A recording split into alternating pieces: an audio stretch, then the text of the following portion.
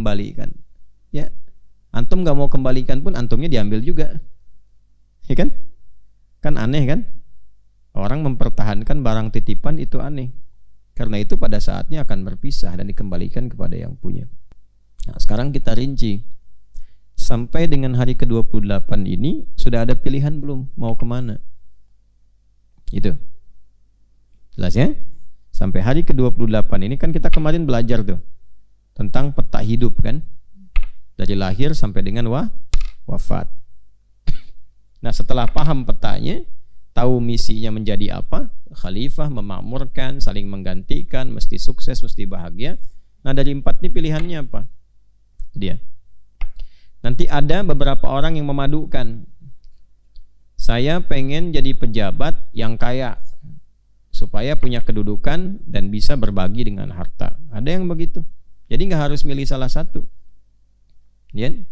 Kalau salah satu kan masih ada 3. Halo? Kan 4 tadi ya. Salah satu masih ada berapa? 3. Tuh, jadi kalau dipilih salah satu masih ada berapa? 3. Nggak harus salah. Itu maksudnya, jangan salah memahami. Ya? Atau mau pilih yang satu saja juga boleh. Dari sekarang tentukan. Nanti habis i'tikaf, telateni itu. Fokuskan ke situ. Jadi hidupnya nggak terganggu. Karena punya rencana berkehidupan. Ini mau pilih apa nih? Alim dengan ilmu. Konsisten dari sekarang. Nanti ilmunya cabangnya diurutkan, keluarkan ayat-ayat ilmu, hadis-hadis tentang ilmu. Lalu mau jadi apa di bidang ilmu itu? Ilmu kan luas, nggak bisa menguasai semuanya, mustahil. Mustahil. Jadi kalau Anda ingin menguasai segala hal, semua dikuasai, semua ujungnya bulat, 0. Tidak ada yang pakar, tidak ada yang fokus di bidangnya. Mesti ada salah satu yang fokus di satu bidang, yang lain melengkapi. Melengkapi itu bukan berarti tidak tahu, luas juga pengetahuannya. Cuma paling pakar itu di satu titik. Makanya orang kalau sudah doktor, misal di gelar akademik ya, bukan selain pengetahuan tambahan dia baca, dia mutalaah gitu. Nah, kalau dia dokter, sebetulnya ilmunya lebih sedikit, bukan lebih banyak. Hanya fokus. Itu. Jelas ya? Jadi kalau dokter itu bukan berarti tahu semua, tidak. Ya, di bidang dia itu dia pakar di bidangnya, fokus di situ. Misal, ya ada orang mengkaji di bidang tafsir, dokternya tafsir, fokusnya misalnya kajian kepada ayat hukum dalam Al-Quran misal, dia fokus di situ. Tapi kalau ditanya tentang fiqih, ya kan? Ditanya tentang usul fiqih, belum tentu sama kekuatan ilmunya dengan fokusnya. Karena itu ada ahli tafsir yang kalau bicara fiqih misalnya, itu agak berbeda dengan pandangan mayoritas ulama fikih pada umumnya. Karena memang kepakarannya hanya untuk menjelaskan kandungan ayat, bukan mengkonstruksikan hukum dalam ayat itu. Jelas ya? Ya, akan didapati yang demikian, akan terlihat. Nah, antum kalau mau jadi alim, nanti ada tingkatan. Misalnya alim. Setelah itu ada apa lagi? Ada faqih, ya kan? Ke atasnya ada qadhi misalnya, lalu mujtahid. Nah, minimal jadilah faqih. Minimal jadilah apa? Faqih, alim yang paham. Jadi bukan sekedar banyak menghafal. Kalau menghafal banyak ya, yang belum beriman juga bisa menghafal. Tapi paham apa yang dihafal itu. Sehingga dengan paham itu mampu menjelaskan, mampu mengamalkan. Nah, basicnya harus iman. Kalau beriman, cari ilmunya pakai iman, nanti dipercepat oleh Allah pemahamannya. Karena itu ketika Allah meminta orang yang akan memfokuskan dirinya belajar ilmu, itu dibuka dengan kata iman, dan derajatnya dinaikkan jadi fi sabilillah. Itu di Quran surah 9 At-Taubah ayat 122. Imannya dulu.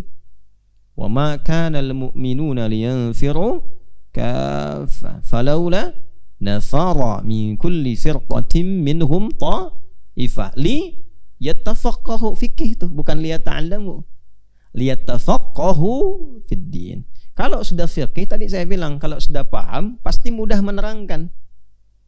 Kalau sudah mudah menerangkan, harus mudah untuk mengamalkan. Nanti ada babnya lagi. Karena itu ayatnya belum berhenti sampai situ. Lihat tafaqahu fid din waliyudhiru qaumahum, tuh idza raja'u ilaihim la'allahum yahdharun. Bisa ngajar. Jadi ilmu kalau dicari nggak diajarkan, ya antum nggak sukses.